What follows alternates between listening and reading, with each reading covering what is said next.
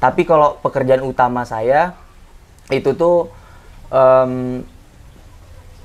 kayak driver GoFood gitu. Cuman bukan makanan tapi grocery. Jadi kebutuhan pokok orang-orang misalnya kayak beras, terus roti, sembako lah. Iya. Itu mencukupi untuk kebutuhan hidup selama di sana? Mencukupi, bahkan saya bisa nabung, saya bisa bangun website, saya bisa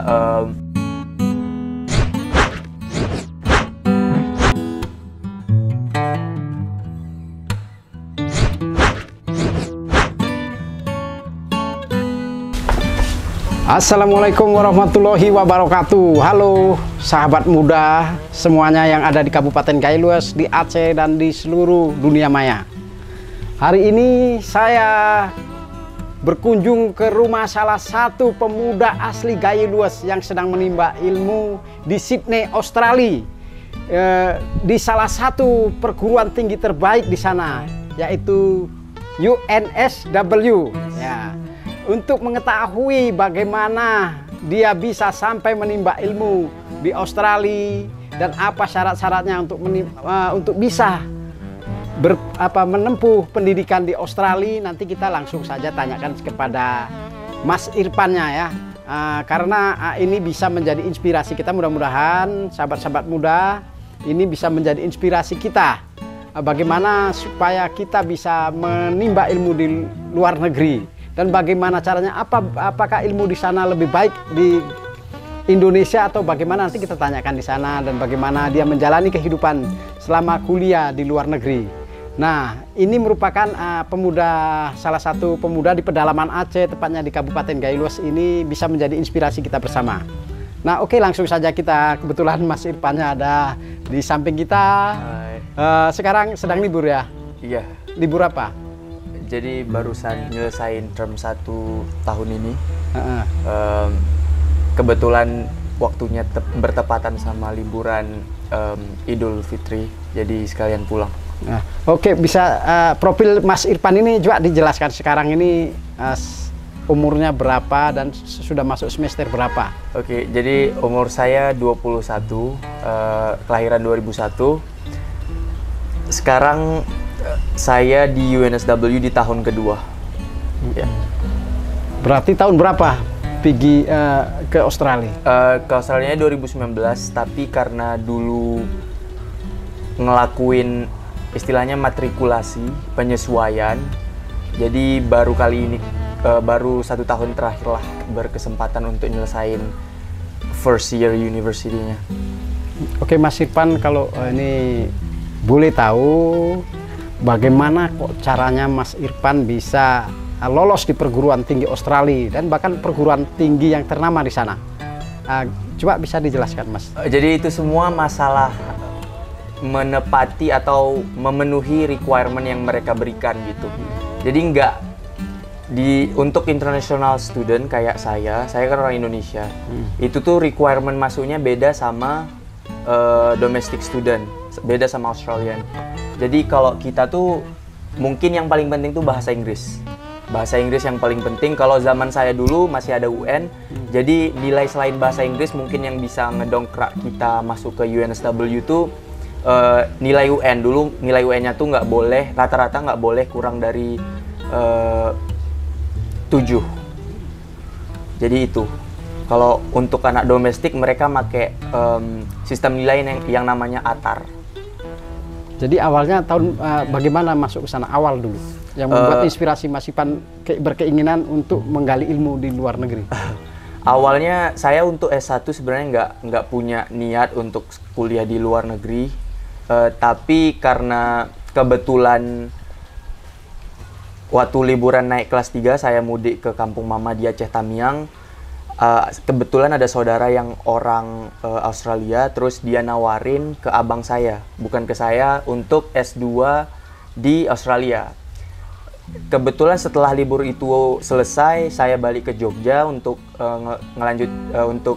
ngelanjutin kelas 3. Di situ di minggu kedua, minggu setelah ospek, minggu setelah PLS, hari kedua, ingat banget masih, datanglah satu agen yang specialty-nya di situ, di study abroad in Australia. Terus dia nawarin, dia promosiin gimana sih belajar di Australia. Terus hari itu juga saya telepon ayah boleh nggak kalau misalnya adik ke Australia nih S1-nya, terus saya ngasih lampu hijau. Boleh katanya? Boleh, singkat cerita dikasih. Kalau boleh tahu, awal-awal kuliah di sana bagaimana untuk menyesuaikan diri dengan masyarakat lokal di sana, kan tentu berbeda itu ya? Iya. Budaya semua. Oke, jadi sebelumnya saya bukan amatur lah di masalah perantauan. Oh, di merantau? Iya, ya? jadi saya udah merantau sejak SMP. SMP udah ninggalin rumah. Jadi saya domisili di Galiluas. Terus SMP-nya pindah ke Medan, SMA saya udah di Jogja, kuliah saya ke Sydney. Jadi untuk masalah perantauan tuh saya udah biasa lah. Jadi kemandirian itu sudah iya, dipelajari sejak SMP ya? Exactly. Jadi polanya kan sama gitu. Maksudnya misalnya kita mau memasuki kota baru, saya biasanya tuh ngeliat YouTube gimana sih kehidupan di, misalnya waktu saya di Medan gimana sih kehidupan di Jogja gitu, orang Jogja tuh gimana sih gitu. Waktu di Jogja juga saya waktu mau pindah ke Australia gitu juga, saya ngelihat di Australia gimana sih culture orang Australia gimana sih. Jadi nggak pas pindah ke Australia nggak terlalu shock. Oh, enggak susah. Untuk beradaptasi dengan masyarakatnya sendiri kan bahasa berbeda. Iya, bahasa berbeda. Sebenarnya itu tuh learning as we go aja. Jadi nggak masalah bahasa, kayak bahasa Indonesia aja lah. Kita orang Indonesia tapi kadang-kadang kita lupa gitu apa kosakata atau diksi yang tepat untuk mengungkapkan sesuatu. Gitu juga dengan bahasa Inggris, learning as we go. Jadi kadang-kadang lupa, tapi mereka bakal ngerti juga gitu. Society bakal ngerti kalau misalnya, apalagi kita kan international student kan. Kalau misalnya kita ngomong sama guru terus guru nggak ngerti, mereka pasti ngasih waktu gitu. Atau kita bisa ngelihat Google terjemahan gitu. Mereka ngasih waktu kita untuk menjelaskan gitu. Sistem pelajaran di sana bagaimana? Sistem pelajaran, kalau yang primary saya kurang tahu ya. Saya kan di higher education-nya ke Australianya waktu universitas doang.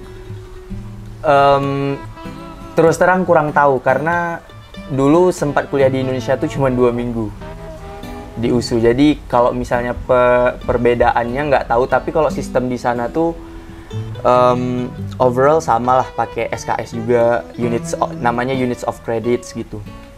Terus masalah assessment-nya beda-beda. Kalau misalnya ada assessment yang ada mata kuliah yang assessment-nya atau tugas-tugasnya tuh misalnya satu term itu mereka bakalan ngasih 2 report, 1 essay, terus di akhir mereka bakalan ngasih final. Ada yang mata kuliah yang semua tugas-tugasnya bakalan dibuat report semua. Ada mata kuliah yang untuk 2 assessment pertama mereka ngasihnya kualifikasi untuk ngedapatin Excel certificate. Jadi beda-beda gitu. Oh, jadi sebelum ke Australia pernah juga kuliah di USU? Pernah. Sampai berapa semester? Nggak nyampe semester. Jadi sebenarnya kan saya pengen ke Australia itu kelas 3 awal.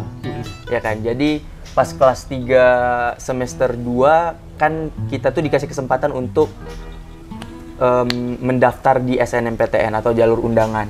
Nah, kebetulan saya tuh masuk lah di nominasi orang-orang yang ikut ke dalam SNMPTN ini.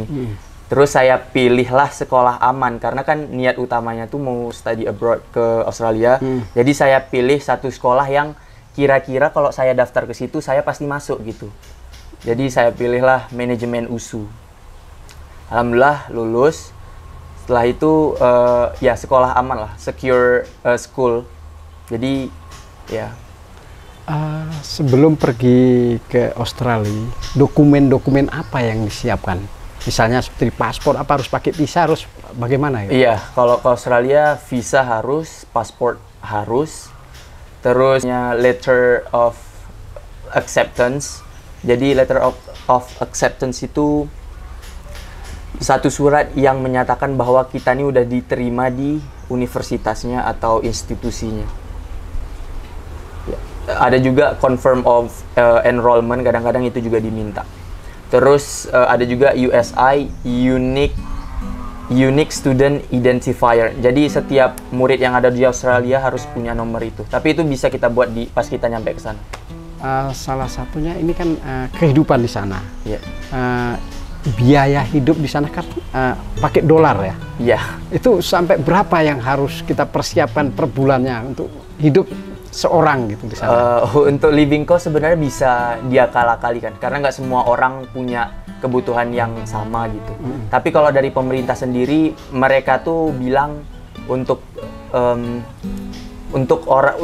living cost standarnya mereka tuh minta $600 per minggu.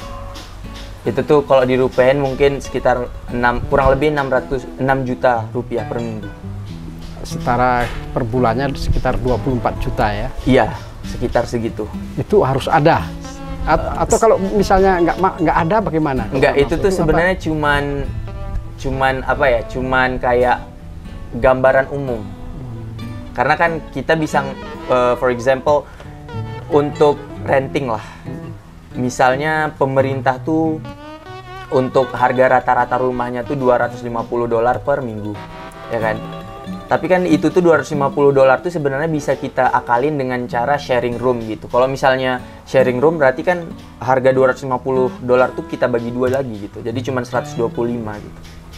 Terus ini Mas Irfan itu biaya hidup ya? Iya. Jadi kalau Mas Irfan sendiri bagaimana selama ini untuk membiayai? Apakah masih berharap kiriman dari orang tua? Alhamdulillah dengan dana sekarang, sebesar itu. Alhamdulillah sekarang tuh saya kerja part time karena Australian government mengizinkan murid-murid yang punya visa student atau subclass 500, nama visanya itu tuh diperbolehkan bekerja 20 jam per minggu atau 40 jam per 2 minggu. Jadi saya rasa dengan waktu yang sebanyak itu untuk memenuhi kebutuhan sehari-hari, untuk rent, kebutuhan dasar lah, itu tuh cukup. Bahkan saya bisa nabung dengan uang itu. Apa semudah itu lapangan pekerjaan di sana disiapkan khususnya bagi kita pendatang? Saya rasa mudah ya, karena apalagi zaman sekarang ada namanya gig work. Jadi gig worker tuh orang-orang yang bekerja kayak misalnya di Indonesia kita bisa bilang driver Gojek gitu. Driver Gokar, rider Gojek, itu tuh semua itu tuh ada di sana gitu. Cuman mungkin spesialisasinya di makanan. Mereka nggak ngantar penumpang pakai motor, kalau mobil ada. Jadi untuk pekerjaan-pekerjaan kayak itu tuh banyak sebenarnya. Maksudnya kita tinggal daftar kan, terus kemungkinan diterimanya juga tinggi gitu. Tapi kalau misalnya mau kerja tetap di restoran atau di suatu manajemen, ya kayak gitu tuh mungkin harus buat CV lagi, harus ini lagi. Cuman bukan mustahil, malah itu banyak lah gitu, gampang lah. Ada season-seasonnya juga gitu. Meskipun bagi pendatang? Di sana nggak ada bedanya pendatang sama nggak pendatang. Kalau misalnya kita mau, gampang. Orang sana diskriminasi secara diskriminasi di bidang, maksudnya untuk mendapatkan pekerjaan tuh di sana nggak ada diskriminasi. Nggak ada diskriminasi ya. Oh begitu. Kalau boleh apa kerjaan sampingan di sana? Sebenarnya saya juga nyoba-nyoba. Sekarang saya lagi nyoba-nyoba dropshipping juga. Itu kayak saya jadi penengah lah gitu, marketer gitu. Saya punya website, terus saya jual barang orang di website saya. Ntar saya ngambil untung dari margin yang ada. Tapi kalau pekerjaan utama saya itu tuh kayak driver GoFood gitu. Cuman bukan makanan tapi grocery. Jadi kebutuhan pokok orang-orang misalnya kayak beras, terus roti, sembako lah. Iya. itu mencukupi untuk kebutuhan hidup selama di sana? Mencukupi, bahkan saya bisa nabung, saya bisa bangun website, saya bisa promosiin website saya di Facebook untuk Facebook Ads, bahkan lebih dari cukup lah kalau saya bilang gitu. Oke, Mas Ipan. Berarti selama di sana ada kendala nggak ya? Kendala ya? Kendala pasti ada lah. Dimanapun kita pasti ada kendala lah. Bisa lebih spesifik nggak? Ini maksudnya Ya, kendala boleh. dalam hal Dalam belajar kehidupan kah, kita, atau belajar dan semuanya yang ada yang dihadapi di Australia sendiri. Karena ini kan merantau yang cukup jauh ya, Iya. dengan beda budaya yang cukup jauh. Iya. Mungkin apa ya? Kalau belajar ya. Kalau belajar kendala pasti ada lah. Maksudnya kayak mungkin saya kan kerja nih, terus kadang-kadang capek, terus waktu belajarnya dikurangi gitu. Yang seharusnya saya belajar 2 jam karena gara-gara saya capek, jadinya cuma 1 jam gitu. Mungkin awal-awalnya dulu gitu. Gayu ini sekolahnya di mana? Dulu saya SD di SD Terpadu Raudatul Jannah. Iya. Menimba ilmu di situ. Ya, SD di situ. TK juga di situ. Bagaimana untuk sekolah di sini? Apakah bisa mendukung selama Mas Ipan hingga bisa sekolah ke luar negeri? Ya, saya rasa ini SD cukup advance pada masanya. Karena saya nggak tahu ya, saya nggak tahu persis. Tapi dulu waktu zaman SD itu sekolah lain tuh, yang saya tahu sekolah teman-teman saya yang bukan di SD Terpadu tuh mereka nggak ada bahasa Inggrisnya gitu, nggak ngajarin bahasa Inggris. Tapi kami dari SD tuh udah diajarin bahasa Inggris, bahasa Arab. Itu tuh modal penting lah buat saya. Kalau formal lainnya seperti matematika atau apa mendukung? Mendukung. SD Terpadu mungkin gurunya juga mengencourage kami, mendorong kami untuk lebih kompetitif gitu. Bukan cuman sama orang-orang yang ada di dalam sekolah, tapi juga sama orang-orang yang ada di luar sekolah. Kalau misalnya ada perlombaan di luar, kami itu di-encourage atau didorong untuk ikut gitu. Setelah dari SD Terpadu ini melanjutkan kemana? Ke Medan. Di Medan. SMP, salah satu SMP di dekat Medan, di Deli Serdang. SMP boarding school, ya. SMA-nya? SMA-nya saya di Jogja, di MAN 1 Yogyakarta. Waktu di MAN Yogyakarta nyaman juga sekolah di sana? Nyamannya mungkin nyaman ya, maksudnya nyaman kalau nyaman. Karena di MAN 1 Yogyakarta tuh adalah di mana saya mungkin bisa dibilang tuh paling enggak stres lah waktu belajar, karena pulangnya lumayan cepat. Karena itu sekolah negeri pertama yang saya datangi gitu. Sebelumnya saya nggak pernah sekolah negeri, jadi selalu pulang sore, selalu capek lah gitu. Pulang sekolah pasti capek.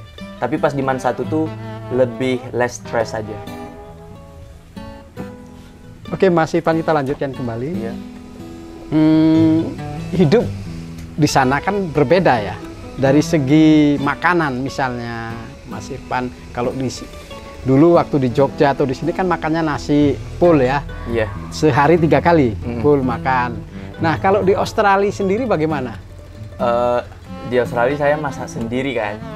Soalnya kalau misalnya eating out juga mahal, jadi cari yang paling simple biasanya kalau saya. Cari yang paling simple, telur atau frozen food kayak misalnya daging ayam yang udah di frozen kan, atau seafood yang udah di frozen kan, atau buah. Makanan saya kayak gitu di sana. Jadi kalau nasi? Kalau nasi ada. Kalau nasi pasti ada, cuman saya pribadi jarang Makan nasi? Jarang. Berarti Tapi seminggu 2 kali pasti ada lah. awal-awal dulu bagaimana? Apa bisa beradaptasi tubuh tidak makan nasi? Lidah? Saya orangnya saya nggak terlalu bermasalah sama makanan sih Pak. Saya apa aja bisa gitu. Oh begitu Iya. ya. Jadi tidak berarti bisa menyesuaikan dengan cepat di sana kalau makanan. Iya, tapi kalau misalnya ada audiens yang misalnya nggak bisa makan tanpa nasi, tenang aja, di sana jual nasi kok. Di sana jual nasi, supermarket yang besar juga jual nasi, karena kan di sana juga banyak orang Asia, jadi nasi ada di mana-mana. Ya, jadi sekarang ini ke kampung sedang liburan. ke kampung sedang liburan ya. Untuk tiket ke Australia berapa sudah sekarang? Tiket obviously tergantung maskapai, tergantung tergantung maskapai, tergantung waktu pulang. Oh begitu ya. Kalau yang minimum? Minimum mungkin kalau pulang balik ya. Pulang balik tuh kalau dulu ya 2019 tuh saya sempat ngelihat ada harga tiket tuh pulang balik 4 juta naik Air Asia. Pulang balik 4 juta? Hampir 5 juta. Hampir 5 juta. Pulang balik naik Air Asia. Nah, sekarang kemarin waktu pulang ini? Ini sekitar 4 juta pergi doang. Karena bertepatan dengan Lebaran ya? Mungkin enggak ya, karena memang ini maskapai murah. Dan kan saya berangkatnya dari sana ke sini, jadi nggak dihitung waktu yang sibuk gitu. Karena orang sana nggak ngerayain Lebaran, jadi mereka itu harga normal lah gitu. Oh begitu ya. Nah, ongkosnya itu dikirim oleh ayah atau cari sendiri? Kebetulan ini iya, karena saya juga lagi berjuang untuk ngebangun usaha sendiri, jadi uang saya tuh udah saya alokasikan ke usaha sendiri. Jadi untuk ini kemarin ayah. Usaha apa sekarang yang sedang dibangun? Sekarang saya punya toko online, website yang saya bilang dropshipping. Saya jual satu barang, ya. Sudah berjalan? Sudah berjalan, cuman pembelinya masih sedikit. Karena saya masih struggle untuk ngedapatin izin dari Facebook. Saya udah ngelakuin banyak hal gitu, cuman Facebook belum ngasih izin karena beberapa hal saya juga nggak tahu karena mereka nggak ngasih tahu. Tapi ntar balik ke Australia, saya bakalan request lagi. Oke, baiklah, kita masih bersama Mas Irfan. Mas Irfan, bagaimana dulu kok bisa mendapat pekerjaan, awal-awal mendapat pekerjaan sebagai driver online ya? Iya. Sebagai Gojek Gojek Food kalau di sini ya. Itu bagaimana ceritanya? Ceritanya, saya cerita dari awal aja. Ya. Jadi awalnya tuh waktu saya sampai di Australia, sebelumnya tuh agent saya yang bantu saya tadi udah pernah bilang kalau misalnya kerja di Australia untuk pelajar itu sangat normal, sangat normal. Yang mana saya dapati memang benar gitu. Waktu saya sampai ke Australia, bekerja sambil belajar tuh normal banget gitu, untuk bahkan anak-anak SMA itu udah wajar banget gitu kerja sambil sekolah. Kerja pertama yang saya ambil tuh sebenarnya bukan langsung ke driver, tapi dulu saya sempat kerja 2 hari di warung orang Afghanistan.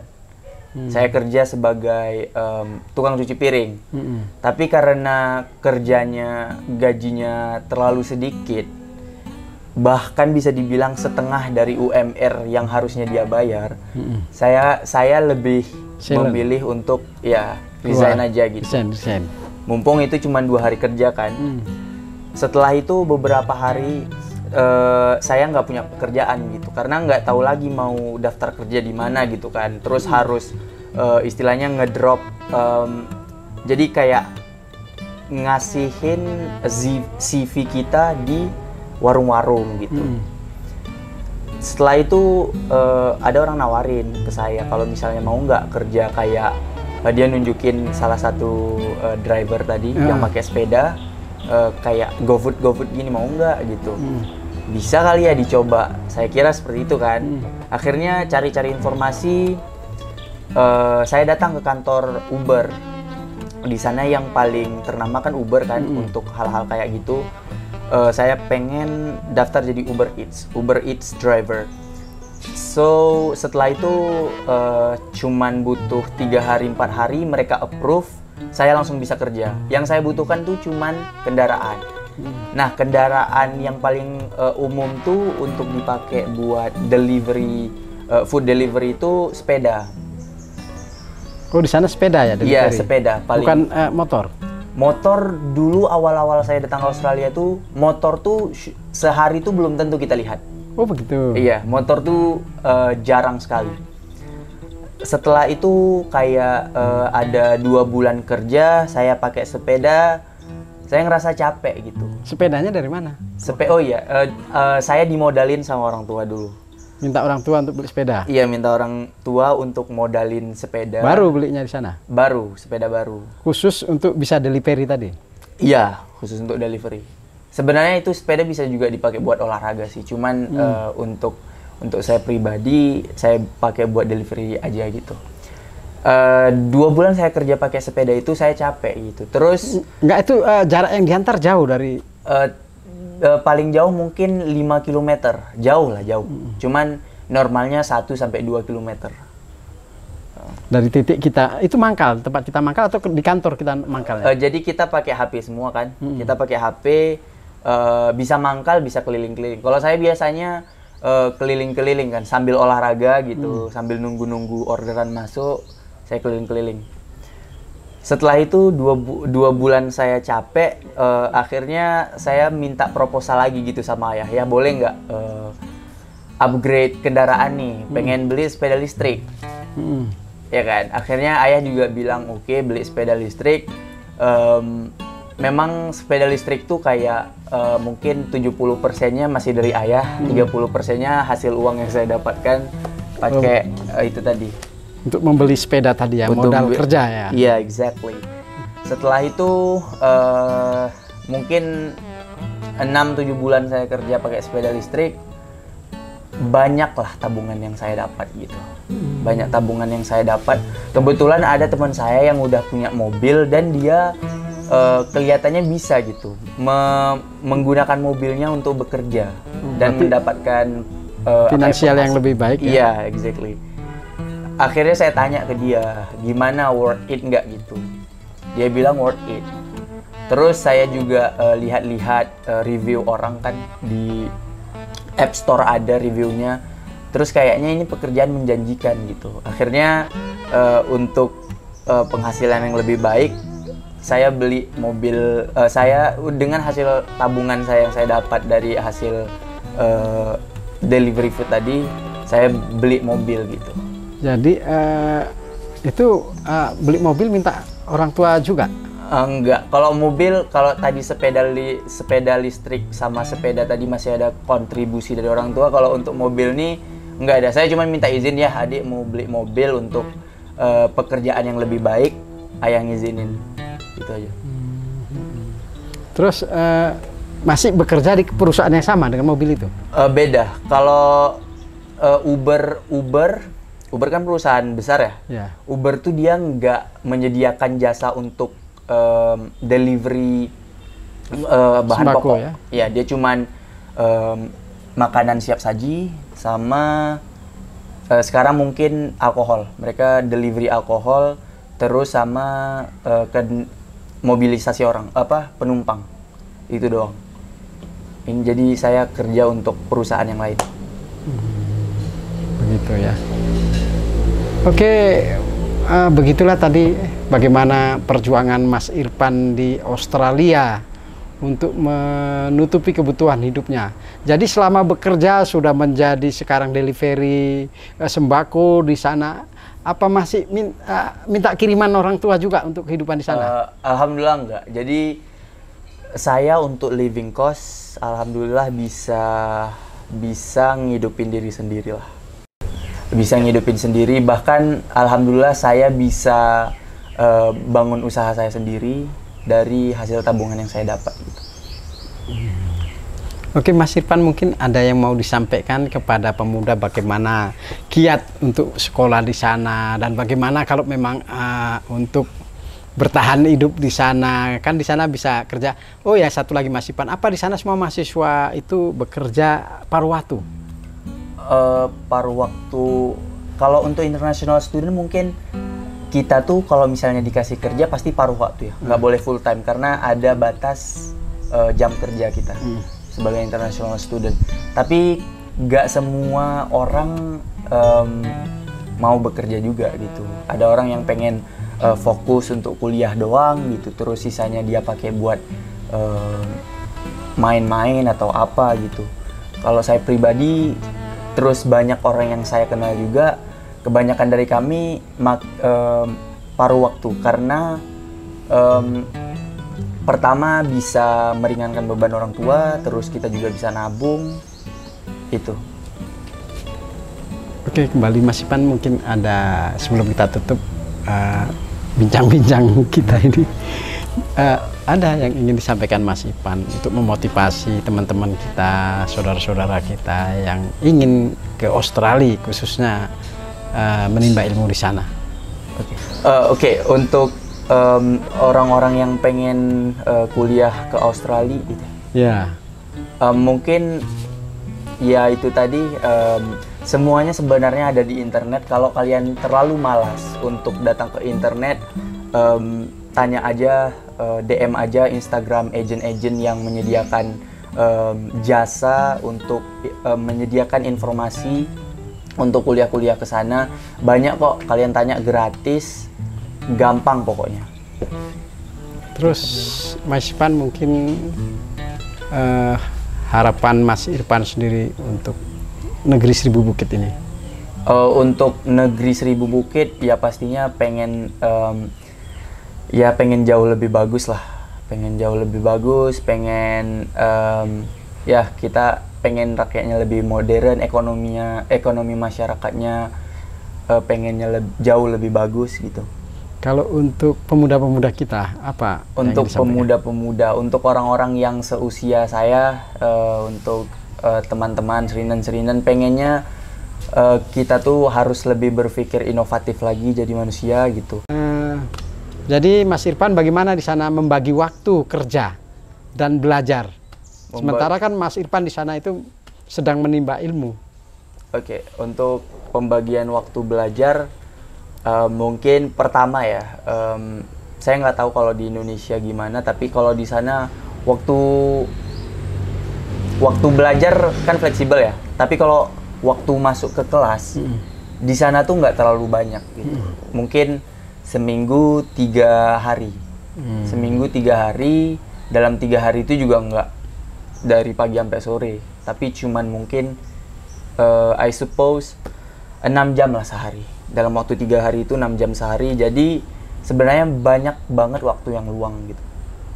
Jadi mungkin 3 hari kita belajar, kita alokasikan waktu 3 hari itu untuk fokus belajar, sisanya kita bisa pakai buat kerja. Nggak mengganggu berarti ya? Nggak mengganggu, sebenarnya nggak mengganggu. Sejauh ini nggak ada kendala? Sejauh ini nggak ada kendala. Mungkin pertama-pertama ada, cuman sekarang udah nggak ada lagi. Udah bisa menyesuaikan waktu itu ya? Iya. Oke Mas Irfan, mungkin ingin disampaikan apa yang untuk generasi muda kita lah khususnya? Oke, untuk generasi muda kayak harapannya. Jadi saya percaya saya percaya sebenarnya kita dalam satu hari itu punya 3 pembagian waktu gitu. Ya sepertiganya bisa kita pakai buat istirahat, karena istirahat itu penting kan. Terus sepertiganya atau 8 jam setelahnya kita biasanya pakai buat kerja atau sekolah, belajar gitu. Sepertiganya lagi nih yang banyak dipakai buat main-main gitu. Kalau misalnya sepertiga satu lagi ini bisa kita pakai buat hal produktif lainnya tuh, saya rasa untuk pemuda-pemuda Gayo kita bisa lebih bagus lagi gitu.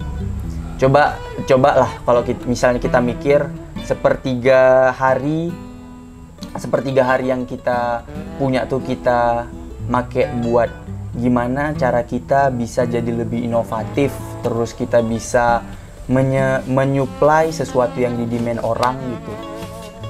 Berarti pada intinya memanfaatkan waktu ya.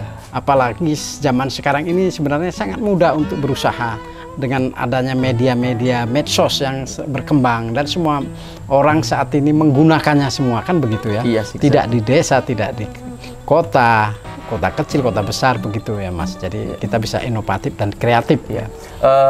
Contohnya gini deh, sebagai ganti kalian nonton video live streaming Mobile Legend atau PUBG di YouTube, sebagai gantinya coba kalian tonton video gimana cara jadi Google Ads mungkin manager atau Facebook Ads manager, kan itu bisa menghasilkan uang gitu. Kalau misalnya kalian ngabisin waktu kalian nonton streaming game doang, kalian nggak dapat apa-apa gitu. Tapi kalau misalnya kalian ganti, atau itu kan masalah opportunity cost ya Pak. Opportunity cost kalian nonton streaming game yang mungkin nggak ada feedback untuk kalian tuh adalah hal lain yang bisa kalian pelajari gitu. Contohnya yang tadi gitu. Mungkin orang-orang kita belum familiar dengan namanya side hustle atau kerja sampingan kali ya, kerja sampingan. Kalau saya familiar dengan kata itu karena saya cari-cari juga di Instagram gitu, follow akun yang kayak gitu. Oke, baiklah, itu tadi saran dari Mas Irfan untuk para pemuda, kita semua, untuk dengan kita berharap perbincangan kita ini bisa menjadi inspiratif kita, khususnya pemuda-pemuda yang ada di Gayo Luas ya Mas Irfan ya, bisa berpikiran inovatif, kreatif. Mas Irfan yang kuliah bisa sambil bekerja. Kalau di sini mungkin lebih banyak anak-anak muda ini bermain HP, tetapi bermain HP jangan hanya permainan saja dan nonton Legend, Mobile Legend atau apa saja ya. Dimanfaatkan untuk menghasilkan uang. Bagaimana kan begitu Mas Irfan ya? Dengan adanya teknologi sekarang, teknologi informasi yang begitu pesat, itu dimanfaatkan semua untuk menjadi ada feedback lah misalnya ya. Jangan kita hanya membeli pulsa-pulsa habis begitu saja. Jadikan itu sebagai ajang kreatif ya. Cari uang juga sekarang kan harus kreatif. Kalau nggak, kita nggak mampu bersaing sama orang-orang yang ada di luar sana. Dan kita akan jadi penonton terus. Iya, kita akan jadi penikmat, pembeli. Kita cuman bakalan jadi itu doang. Jadi ya ada baiknya kita jadi suppliernya. Kita jadi penawar jasa, penyedia jasa. Oke, begitu sajalah kita perbincangan kita sudahi hari ini dengan Mas Irfan yang sudah menimba ilmu, sedang belajar di luar negeri sambil bekerja, belajar tapi sambil bekerja sehingga tidak membebani orang tua. Mas Irfan di sana cukup kreatif, dia mau semua sebenarnya kemauan. Kalau nggak ada kemauan ya juga nggak bisa juga. Ya Mas Irfan ya, kalau kita malu, kita nggak ada kemauan, semua hanya duduk-duduk tapi pingin uang datang kan susah juga itu. Ini perlu inovatif dan kreatif. Baik, assalamualaikum warahmatullahi wabarakatuh.